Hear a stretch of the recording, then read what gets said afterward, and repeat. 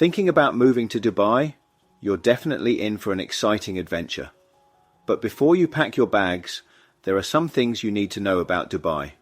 This will not be your typical 10 obvious things about Dubai. That's not what you need. There's lots of content on YouTube already doing that. I lived in Dubai for 17 years, started a business, got married, raised a family. In this video, I am going to share with you things you usually won't find on here.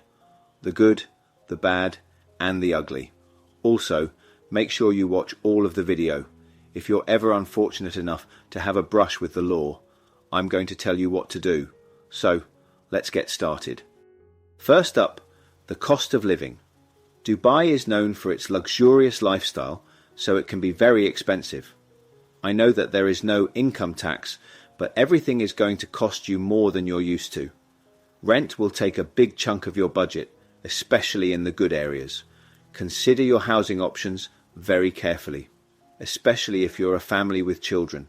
A 3-bedroom house in an okay area, like the Springs, is going to set you back at least $70,000 per year. The reason I am talking about per year is because it's normal to pay rent a year in advance. You can find monthly payment options, but you will pay a premium for this. The Springs is a reasonable place to live. That's quite popular with expats, but it's nothing special. Jumeirah is also popular with the expat community, but a 4-bedroom villa with a pool is going to cost you about 800,000 dirhams. That's £175,000 or $218,000 per year. If you're single, without family, there are a lot more options available. Dubai has a lot of apartments due to the amount of construction that has happened there. You can find some bargains due to the oversupply, but it's still expensive compared to what you are probably used to. Now let's talk about grocery shopping. Everything is expensive, especially if you're used to UK and US prices. I have done a comparison between a typical basket of everyday items bought in Morrison's, a UK supermarket, versus Spinneys, the UAE equivalent. The difference is astounding. The UK price was £184.50, compared to the same shop in Dubai that would cost you a whopping £354.20. Another huge consideration is going out to eat and drink. A pint of beer in the UK can vary quite a bit depending on where you're from. In the Midlands, the typical price for a pint is £4.74. The same will cost you £6.75 in London. This is nothing compared to Dubai, where you pay on average £13.20. You can sometimes find a deal if there's a happy hour, but you are still looking at over £10. In the UK, a sirloin steak in a restaurant will set you back around £40. In Dubai, it's going to cost you over £100.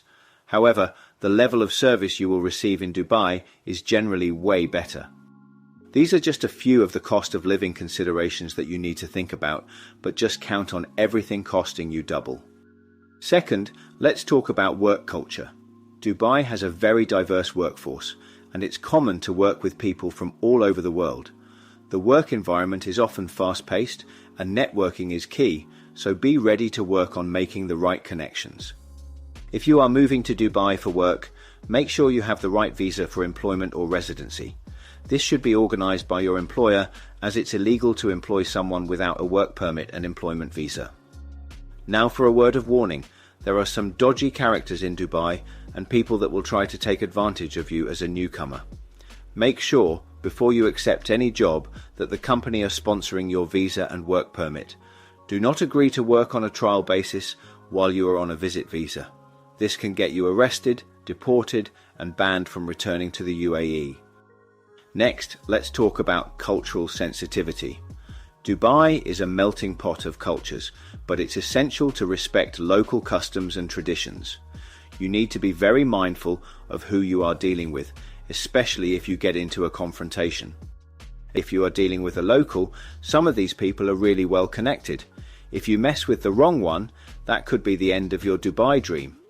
The locals in Dubai are the Emiratis, who are the citizens of the United Arab Emirates. If a local-looking person shows you disrespect, just shrug your shoulders and walk away. It's their country. You are an outsider. Don't ever make the mistake of thinking you have the same rights as you do back in your own country. If you have children, look thoroughly into the education options. Dubai has a range of international schools and universities, so you should be able to find something that fits your needs. However, it's not as straightforward as people would have you believe. Even if you find the school you want to send your children to, it doesn't mean you will be able to get a place. Even if you have the money to pay the fees, I was only able to get my son in school because of my connections. I mentioned earlier in the video how important it is to build your network. Also, make sure you do your research on the curriculum and fees, because things may be very different to what you are used to back home. Another major consideration, especially if you have family, is the healthcare system. Dubai has excellent medical facilities, but having health insurance is a must. If you have a car accident, they are going to take you to the hospital and try to put you back together. But routine healthcare and doctor's visits are going to be private. Make sure you understand your coverage options before you arrive. This may sound obvious, but be prepared for the weather. Dubai is hot, and I mean really hot, especially in the summer months, with temperatures soaring above 40 degrees C, that's 104 degrees Fahrenheit.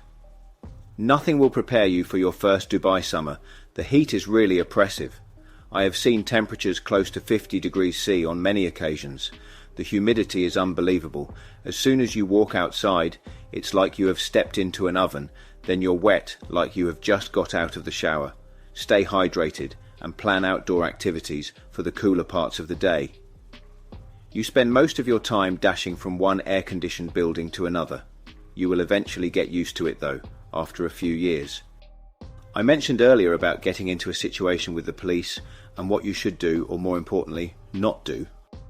The police in Dubai don't go around looking to cause trouble and arrest people for nothing, the way they do in some countries.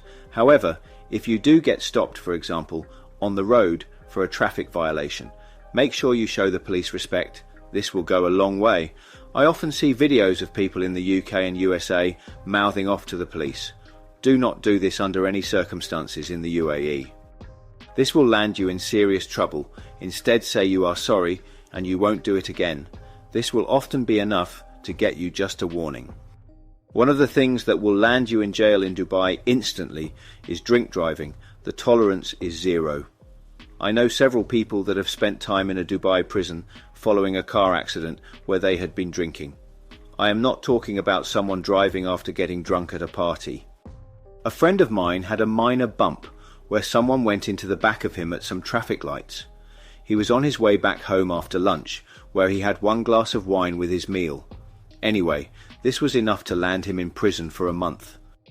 Now let me tell you about Dubai prisons and his experience.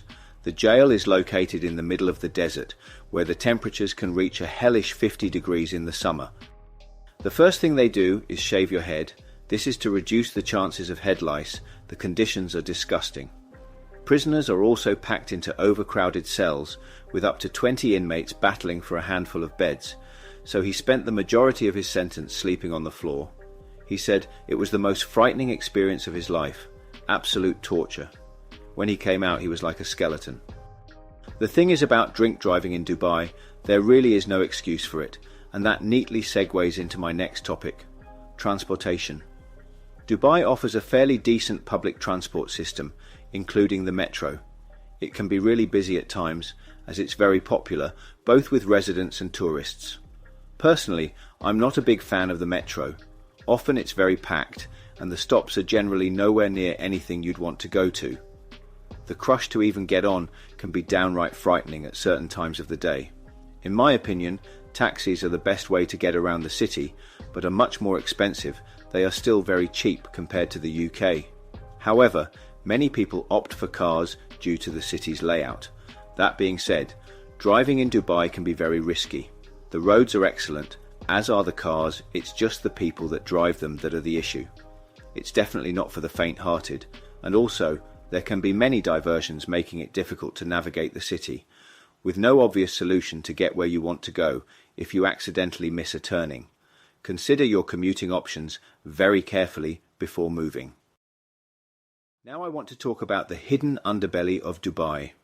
The bits you won't find on the glitzy advertisements and the TV programs showing the Palm, the World, and the Burj Al Khalifa, to mention a few. Let's talk about the slave labor economy.